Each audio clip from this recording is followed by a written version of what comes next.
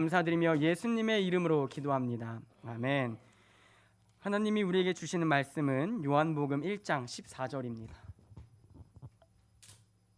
요한복음 1장 14절 말씀입니다. 우리 한 절밖에 되지 않기 때문에 함께 한 목소리로 읽도록 하겠습니다. 말씀이 육신이 되어 우리 가운데 거하심에 우리가 그의 영광을 보니 아버지의 독생자의 영광이요 은혜와 진리가 충만하더라. 아멘. 다시 상황이 좀 어려워지고 있는 것 같습니다. 그래서 다음 주 월요일부터는 이제 4단계로 본격적으로 이 수도권이 들어가면서 다시 이 비대면의 예배 시대로 접어 들어가는 것 같습니다. 오늘 말씀을 준비하면서 사실 우리가 이제 다시 비대면으로 들어가게 된다면 우리가 무엇에 다시 목숨을 걸어야 할까? 무엇을 가지고 현장에서 각자의 자리에서 예배를 드려야 할까라는 그 고민들을 가지고 말씀으로 준비했습니다. 오늘 요한복음 1장 14절에 보면 이 말씀이 우리 가운데 육신으로 오셔서 거하신다고 얘기하십니다. 그리고 그 말씀을 볼 때 우리가 하나님의 영광을 볼 수 있다고 얘기합니다. 사실 이 말씀이라는 이 음성 소리가 보이는 것으로 나타난다는 것은 불가능한 일입니다. 제 말소리가 지금 마이크를 통해서 나타나곤 하지만 사실 그것이 제 입에서 나오는 순간 어떤 형태를 띠면서 여러분에게 시각적으로 보이는 건 아니잖아요. 근데 하나님은 우리에게 끊임없이 말씀하셨고 그리고 그 말씀이 우리 눈에 보이게 하셨고 오늘날 우리가 그 말씀을 들을 때에 믿음으로 그 나라와 어린 양을 보게 하신다는 것입니다. 우리가 예수님을 믿는다고 했을 때 왜 말씀을 따라 살아야 할까요?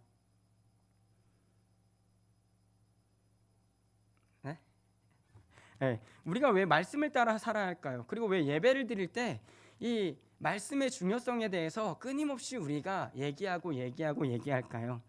바로 성경은 이 말씀이 생명이라고 얘기하기 때문입니다. 다른 이유가 아니에요. 그냥 듣고 교훈과 윤리가 아니라 이 말씀이 우리 인생의 생명이기 때문이에요. 그래서 그리스도인, 크리스찬이라고 불려지는 사람들은 이 말씀이 자신의 생명이라고 여기는 자들입니다. 그리고 그 말씀은 바로 예수 그리스도인 것입니다. 하나님은 말씀에 대해서 다른 사람이다, 이거다, 저거다라고 얘기하지 않으시고 결국은 성경 안에서 하나님의 말씀, 여호와의 말씀이란 누구인가로 드러납니다. 바로 그것은 방금 얘기한 예수 그리스도가 그 말씀이시고 그 말씀이신 예수 그리스도를 믿느냐 믿지 않느냐가 바로 생명을 얻는 자와 그리고 생명이 없는 자로 구분된다는 것입니다. 오늘 설교 제목을 제가 들리나요? 라고 했는데 어색해요. 제가 이런 설교 제목을 썼다는 게 어색하고요. 네, 그래서 저도 막 되게 오늘따라 이제 막 발라드 제목 같다 막 이런 얘기를 하셨는데 우리가 이 하나님의 말씀이 들리는가 들리지 않는가가 내가 예배 가운데 어떤 마음으로 나왔느냐에 대한 굉장히 큰 차이로 여겨집니다. 예배를 드릴 때 예배를 드릴 수 있어요. 시간을 내고 이 공간에 와서 앉아 있을 수 있어요. 근데 여러분에게 이 말씀이 얼마나 들려지고 있습니까? 누군가는 수많은 예배를 드리지만 그 예배 가운데서 자신이 그 말씀을 듣고 새겨지고 변화된 경험이 없는 사람이 있는 반면에 누군가는 한 번의 예배를 잊지 못하는 사람이 있습니다. 딱 한 번 예배를 드렸지만 그 한 번 드리는 예배에서 그 예배의 말씀과 모든 것들이 자기에게 너무나 와닿고 나를 회개하게 만들고 나로 말미암아 예수를 믿게 하는 사건이 일어난다는 것입니다. 근데 성경은 이 하나님의 말씀과 약속을 듣고서도 그 마음을 하나님의 말씀에 두는 것이 아니라 다른 것에 두는 사람들을 나타냅니다. 창세기 3장 9절에서 10절입니다. 여호와 하나님이 아담을 부르시며 그에게 이르시되 내가 어디 있느냐 이르되 내가 동산에서 하나님의 소리를 듣고 내가 벗었으므로 두려워하여 숨었나이다. 아멘. 이 아담 그리고 하와 이 두 사람이 하나님의 말씀에 순종한 게 아니라 누구의 말씀을 따릅니까? 바로 마귀의 말씀을 듣고 그것에 순종합니다. 그러고 나서 하나님이 아담을 찾으세요. 아담을 부르십니다. 근데 네가 어디 있느냐? 하나님은 이미 다 아시는데 그 아담을 네가 어디 있느냐라고 지금 애타게 찾고 계십니다. 근데 그때 아담이 이렇게 얘기합니다. 내가 동산에서 하나님의 소리를 듣고 내가 벗었으므로 두려워하여 숨었나이다. 죄를 짓는 순간 인간의 본성적인 반응은 하나님에 대한 두려움입니다. 하나님을 사랑하는 것이 아니라 그 안에 두려움이 생깁니다.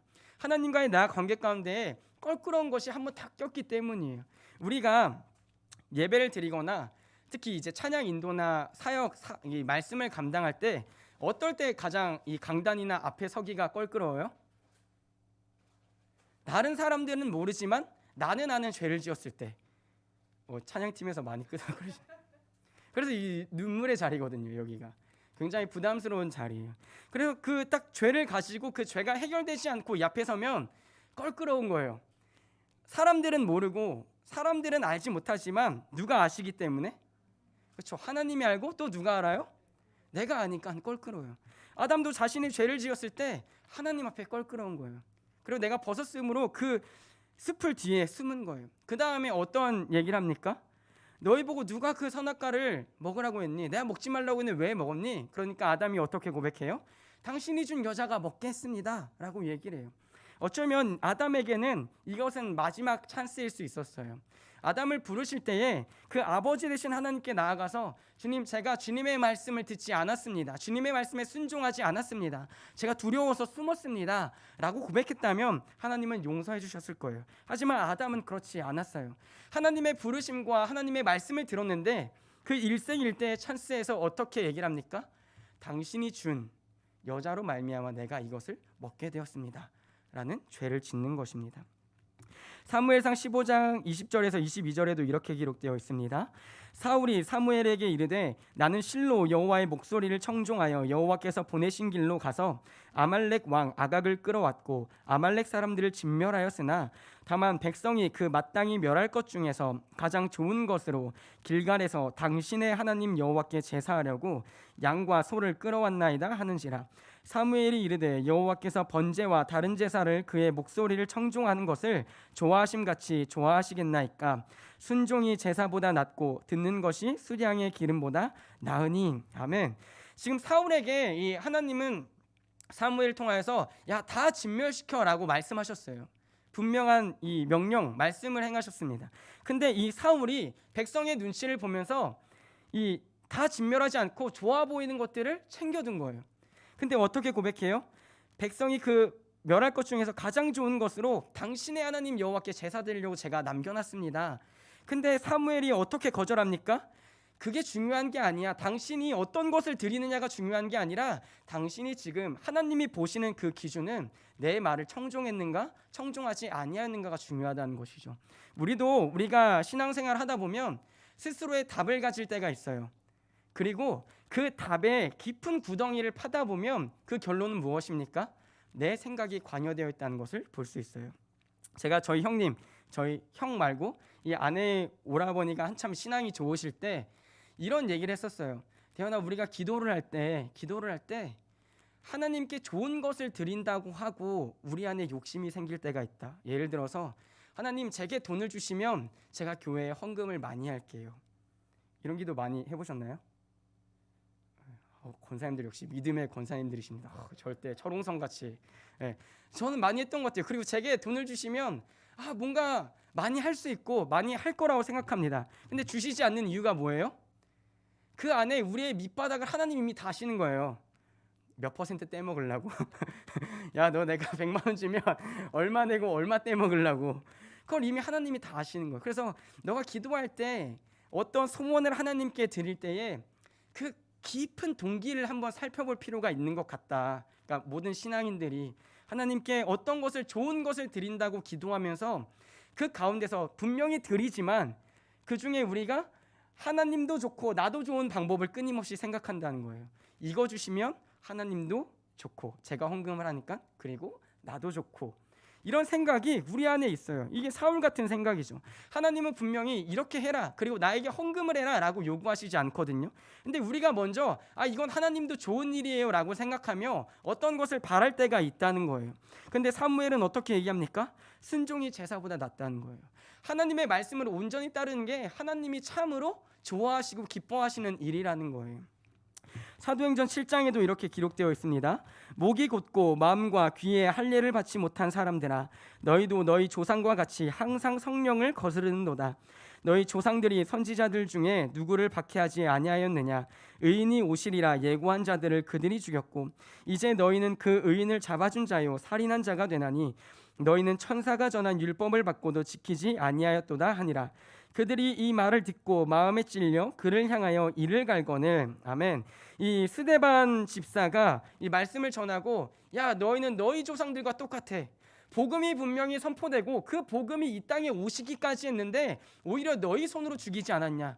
너희 조상들과 똑같은데 너희 조상들이 왜 그 의인들을 죽였느냐? 보면 목이 곧고 마음과 귀에 할례를 받지 못한 자들이었기 때문이에요.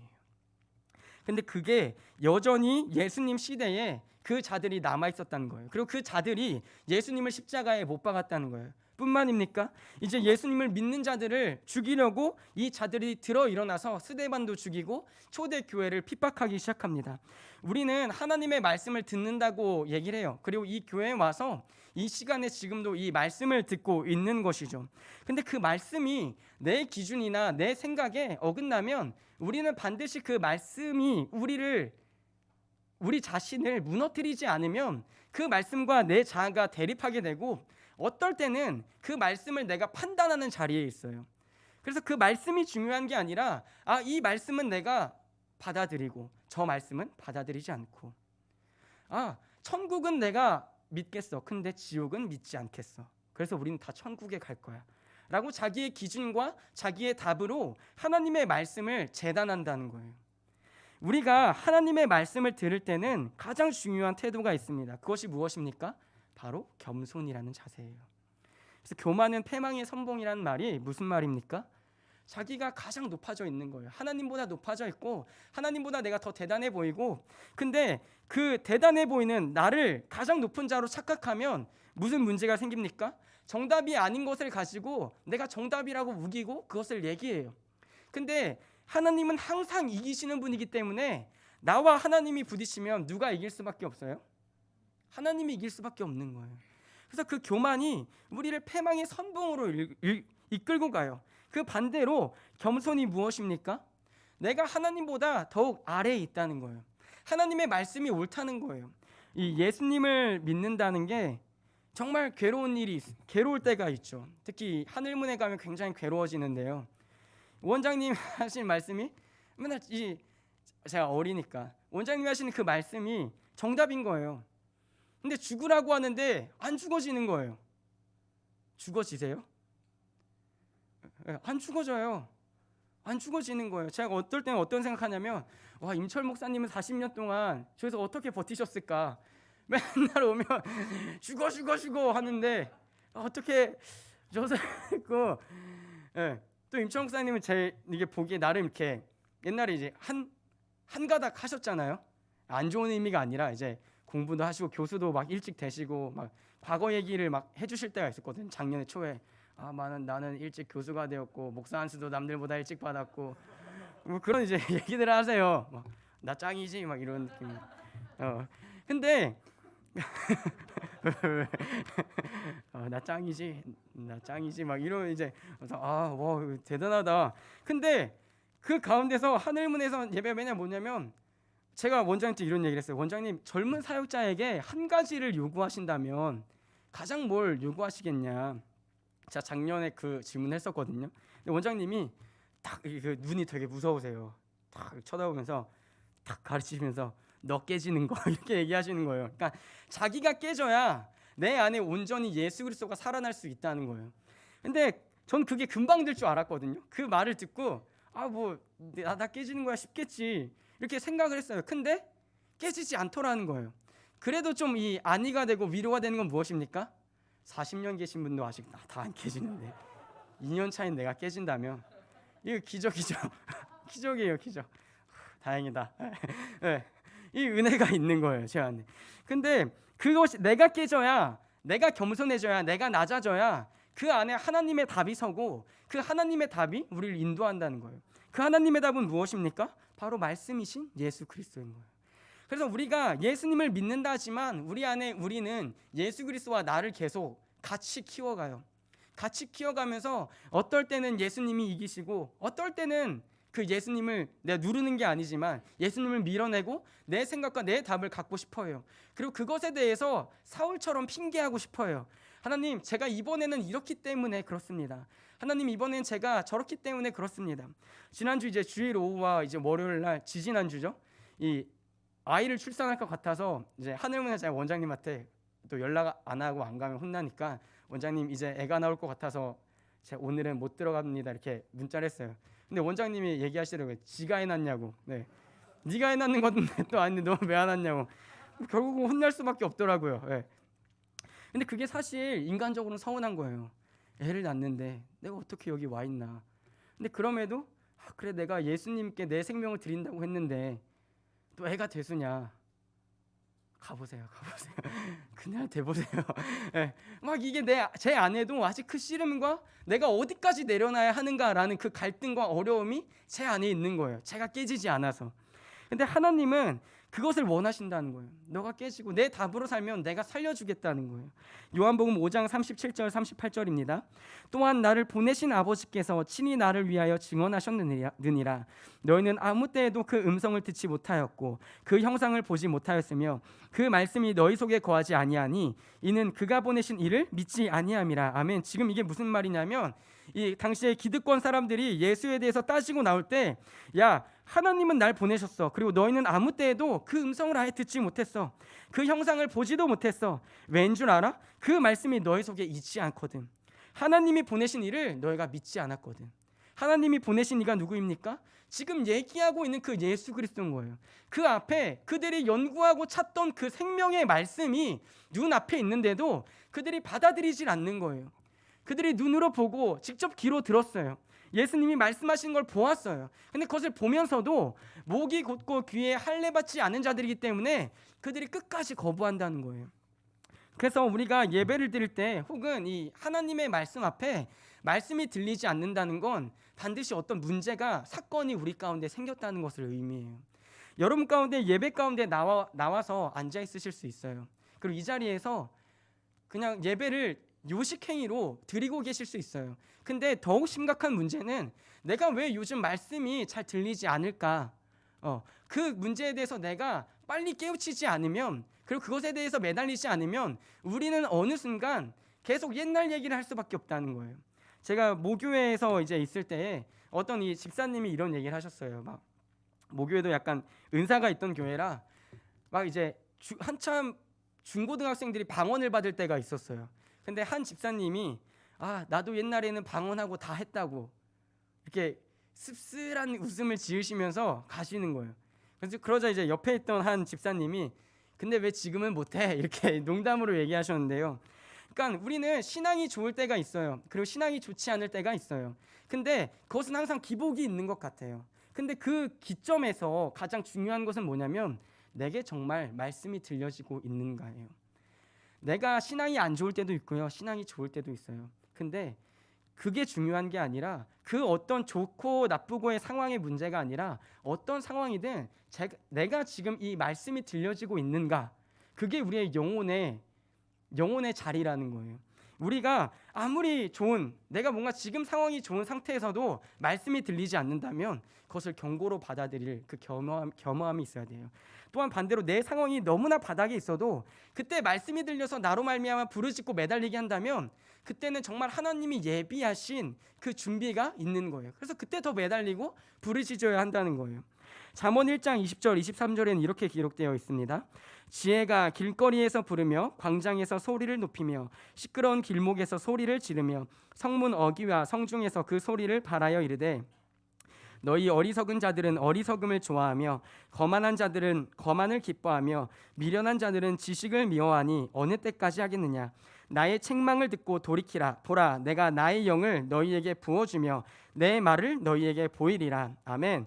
이 지혜가 길거리에서 부르고 소리를 높이고 소리를 지르고 소리를 발하여 이르는데 어리석은 자들은 그 말을 듣지 않는다는 거예요. 거만한 자들은 그 말을 듣지 않는다는 거예요. 그 귀에 소리를 발하면서까지 외쳐줘도 듣지 않는다는 거예요. 왜 듣지 않습니까? 어리석기 때문에. 왜 듣지 않아요? 거만하기 때문에. 왜 듣지 않아요? 미련하기 때문에. 하나님의 말씀을 듣지 않는 자, 하나님의 말씀이 들리지 않는 자를 하나님은 이렇게 평가하시는 거예요. 거만하고 미련하고 어리석도다. 근데 그 사람들에게 어떻게 얘기합니까? 나의 책망을 듣고 돌이키라. 보라, 내가 나의 영을 너희에게 부어주며 내 말을 너희에게 보이리라. 이 사역을 누가 친히 감당하십니까? 예수님이 이 땅에 오셔서 친히 감당하십니다. 어리석은 자들에게, 미련한 자들에게, 거만한 자들에게 이 땅에 찾아오셔서 자신이 성령을 친히 부어주겠다고 약속하시고 말씀이 육신이 되어 이 땅 가운데서 하나님의 영광이 무엇인가를 예수님이 나타내시는 거예요. 어리석고 미련하고 거만한 자들에게 그 지혜를 끊임없이 외쳐주시는 사역이 바로 예수 그리스도의 그 육신, 성육신 되신 그 사역이었다는 거예요.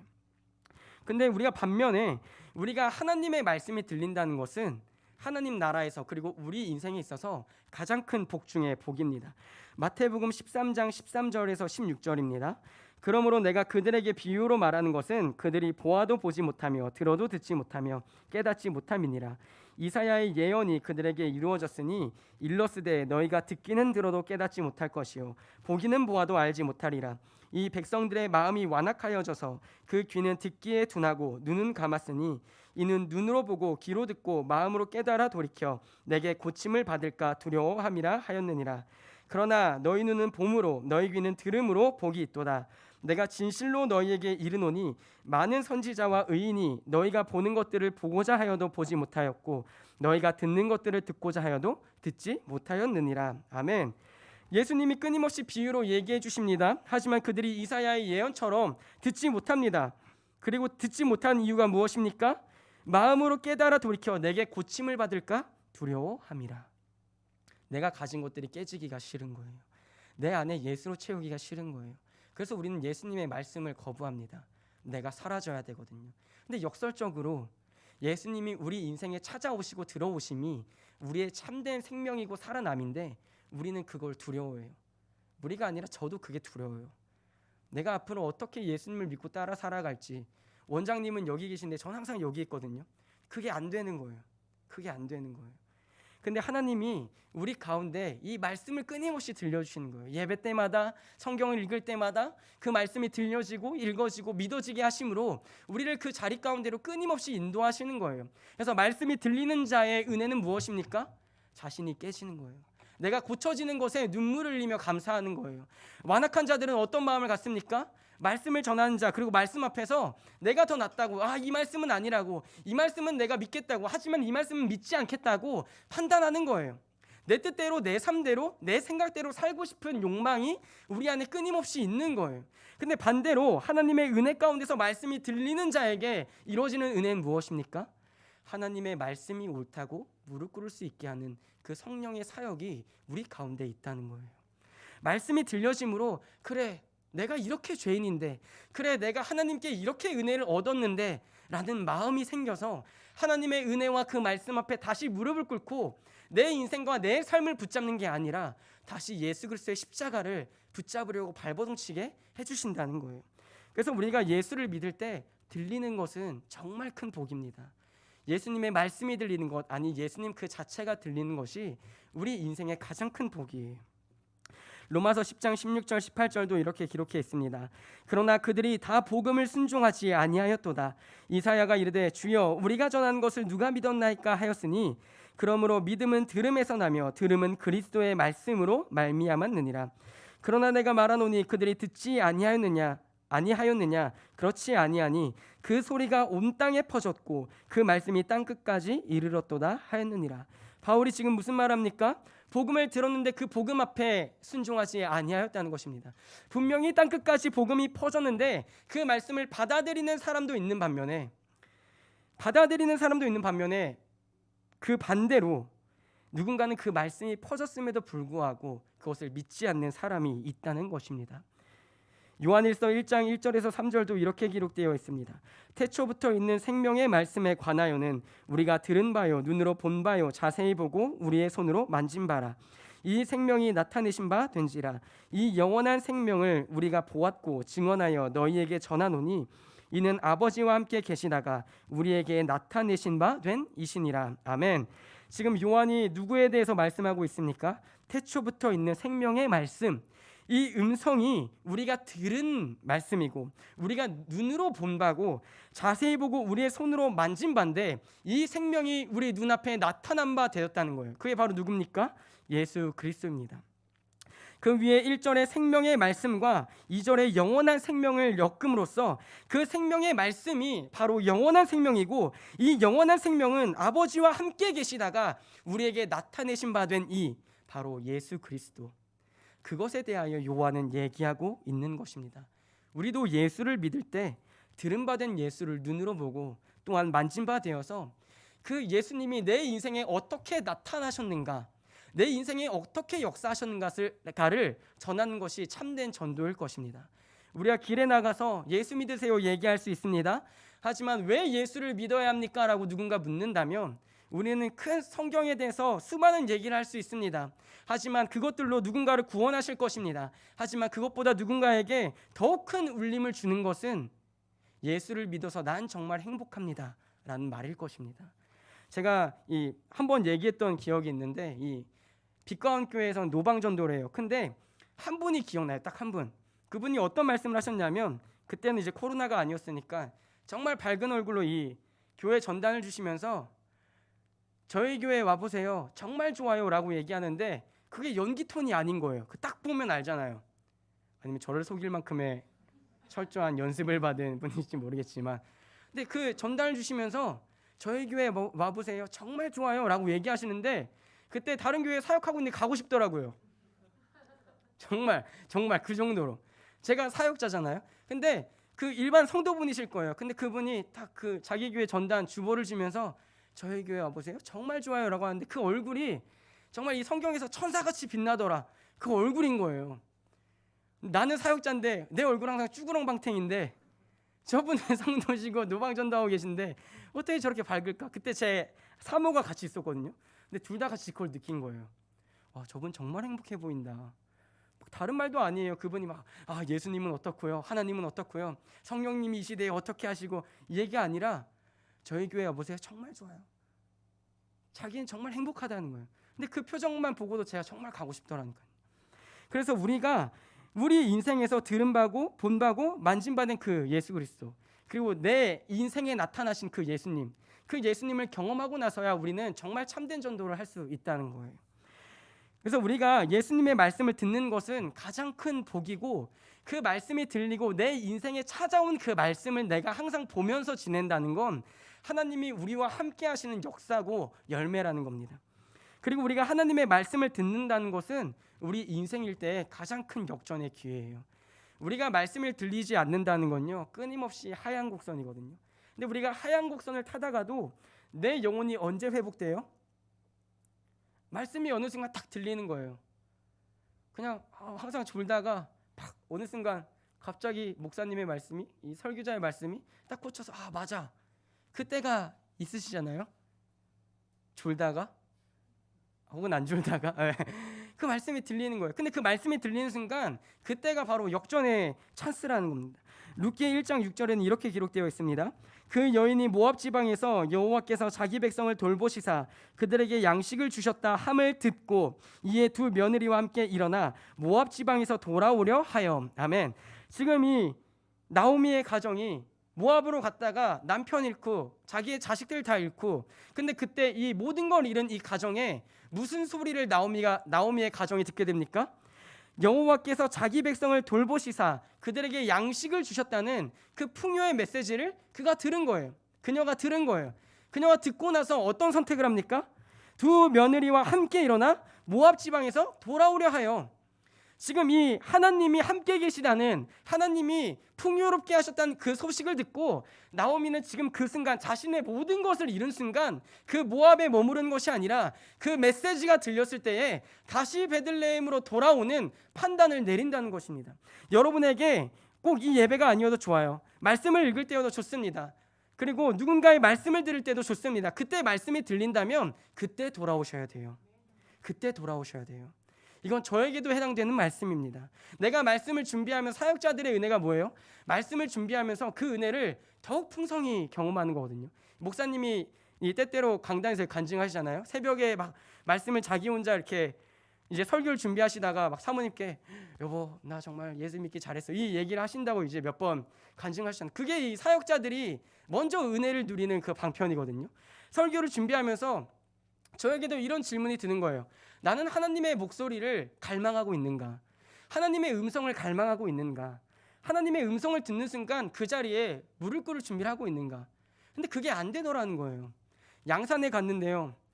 너무 좋은 거예요. 너무. 꼭 한번 가보세요. 네. 너무 좋은 거예요. 그래서 와 진짜 가기 싫다. 너무 가기 싫다 이 생각이 들었어요. 근데 이제 목사님의 차를 타고 한참 달렸거든요. 빗길을 뚫고 한참 달렸는데 1시간 반이 더 남게 남은 거예요. 이제 슬슬 도착할 때 됐는데 이 생각하고 내비게이션을 봤는데 아직 1시간 반이 훨씬 넘은 거예요. 그걸 보는 순간 제 마음에 다음에 못 오겠는데 다음엔 절대 못 오겠다 그 생각이 제 안에 드는 거예요. 우리가 하나님의 목소리를 갈망하고 또 갈망해서 들었을 때에 하나님이 도와주시지 않으면 우리는 그 목소리를 듣고도 우리가 거부하게 돼요. 그 목소리를 듣고도 내가 가진 답으로 그것을 첨삭하게 돼요. 이건 자르고 이건 얻고. 근데 우리가 목소리를 들을 때 하나님의 목소리를 들을 때 하나님은 지금 이 나오미 가정에 어떤 걸 원하십니까? 돌아오기를 원하시는 거예요. 이 나오미의 가정이 돌아와서 나오미가 어떤 고백을 합니까? 나를 나오미라고 부르지 말라고. 나는 마라. 나는 괴로운 자다. 나는 쓴 자다. 난 기쁜 자가 아니다. 그 고백을 하는데 하나님이 나를 이렇게 만드셨다. 막 이 부르짖거든요. 근데 그 후에 그녀의 인생이 어떻게 됩니까?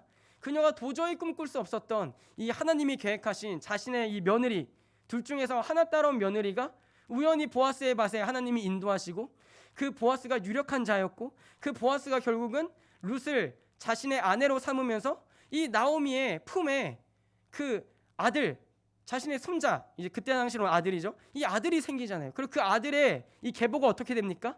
결국은 다윗으로 이 복음으로 이어진 이 계보가 나오미 인생에 들어참으로써 자신을 마라라고 규정했지만 결국 그 끝에서 하나님이 나오미를 너는 나오미야라고 끝까지 규정하시는 이 하나님의 은혜와 긍휼이 선포되는 장면이 바로 룻기 아닙니까? 오늘 우리 인생도 그렇다는 거예요. 목소리가 들릴 때에 자신이 비참한 것 같아요. 베들레헴에 왔는데 다른 사람들은 다 풍요를 누리는데 자기 혼자만 모압에 갔다가 들어오니까 거지꼴인 거예요. 다른 사람들은 야 이제 우리에게 식량이 생겼다고 기뻐하고 있는 축제 가운데 있지만 방금 나갔다가 모든 걸 잃고 들어온 그 처참한 현장. 모든 사람들은 이제 살이 포동포동 이제 얼굴에 윤택이 도는데 자기와 자기 며느리만 피골이 상접해서 모든 걸 잃고 돌아온 그 장면에서 인간적으로 보기엔 자기는 마라라는 거예요.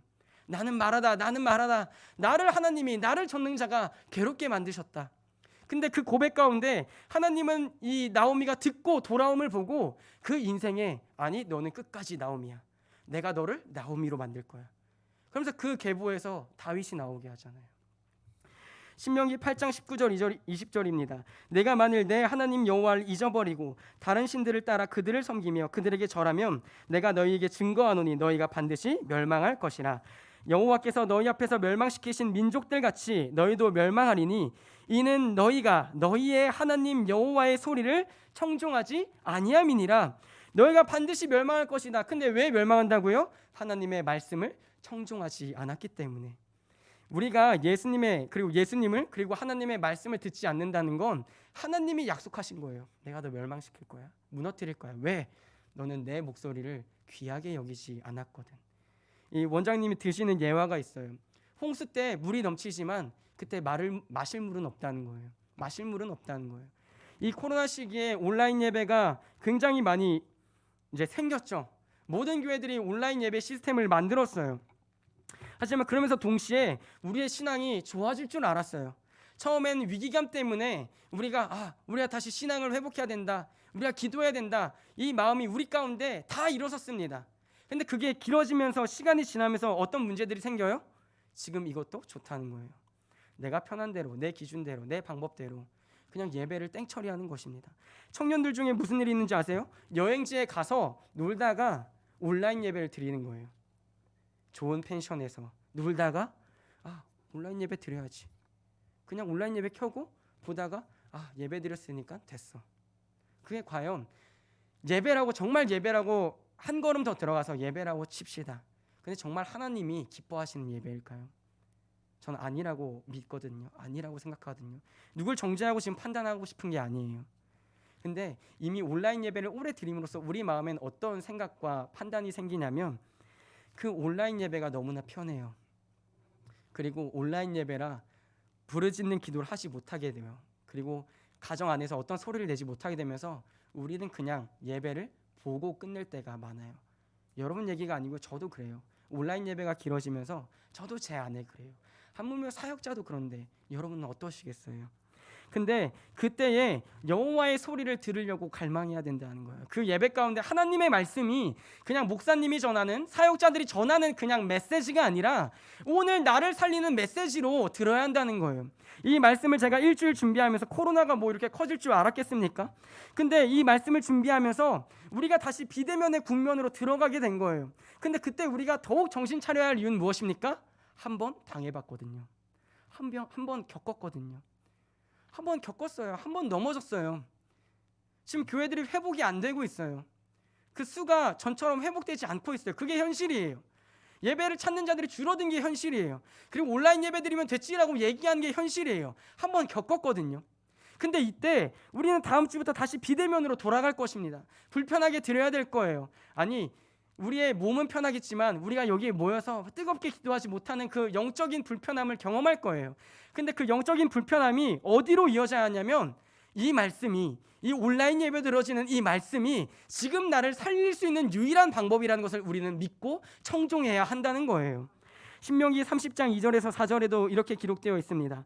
너와 내 자손이 내 하나님 여호와께로 돌아와 내가 오늘 내게 명령한 것을 온전히 따라 마음을 다하고 뜻을 다하여 여호와의 말씀을 청종하면 내 하나님 여호와께서 마음을 돌이키시고 너를 긍휼히 여기사 포로에서 돌아오게 하시되 내 하나님 여호와께서 흩으신 그 모든 백성 중에서 너를 모으시리니 내 쫓겨간 자들이 하늘가에 있을지라도 내 하나님 여호와께서 거기서 너를 모으실 것이며 거기서부터 너를 이끄실 것이라. 아멘. 내가 여호와께 돌아오면, 내 자손이 내 하나님 여호와께 돌아오면, 그리고 내가 명령한 것을 너희가 지킨다면, 청종하여 지킨다면 너희가 저 끝에 가 있어도 내가 다시 불러 모을 거라는 거예요.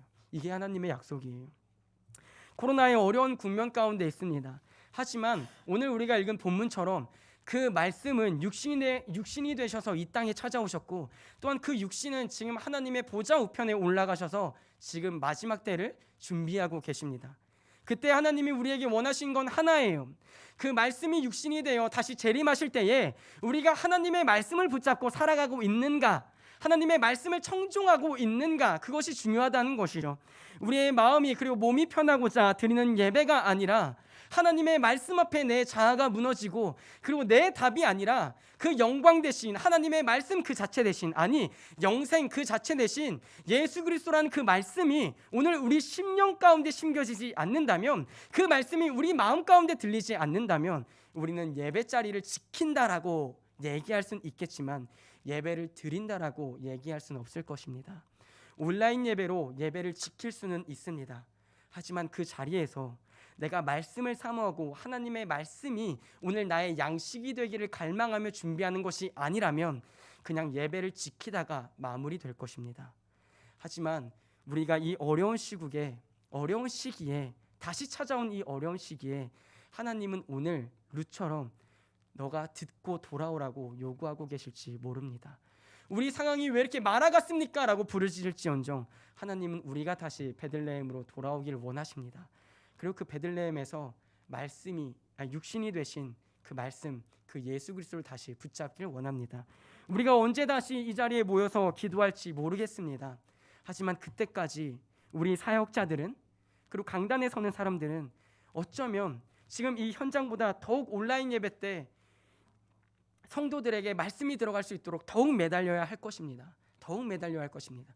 또한 자리에서 예배를 드리시는 성도들 또한 이 온라인 예배로 드려지는 이 말씀이 오늘 나의 생명이 되게 해달라고 더욱 사모하며 매달리며 예배자의 마음과 태도를 중요하게 여기며 하나님의 것을 채워가야 할 것입니다. 말씀을 마무리하려고 합니다. 여러분에게 하나님의 말씀이 들리십니까? 만약 들리지 않는다면 그 귀를 열어달라고 우리는 끝까지 매달려야 할 것입니다.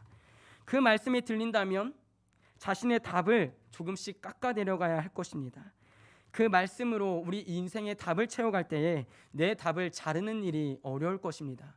어쩔 때 우리는 아담처럼, 그리고 사울처럼, 그리고 어쩌면 스데반을 돌로 쳐 죽인 사람들처럼 우리는 답을 멸시하거나 내 재량껏 잘라낼 때도 있었을 것입니다. 하지만 우리가 성령님을 붙잡고 또한 말씀 그 자체이신 예수 그리스도를 붙잡으며 살아갈 때에 그 말씀이 들릴 때마다 하나님께로 돌아오는, 그리고 말씀이 들릴 때마다 내 답을 죽이고 하나님의 답이 세워져가는 역사가 내 영혼에, 그리고 우리 가정에, 그리고 우리 교회에 반드시 있을 것입니다. 우리 찬양으로 기도하기를 원합니다.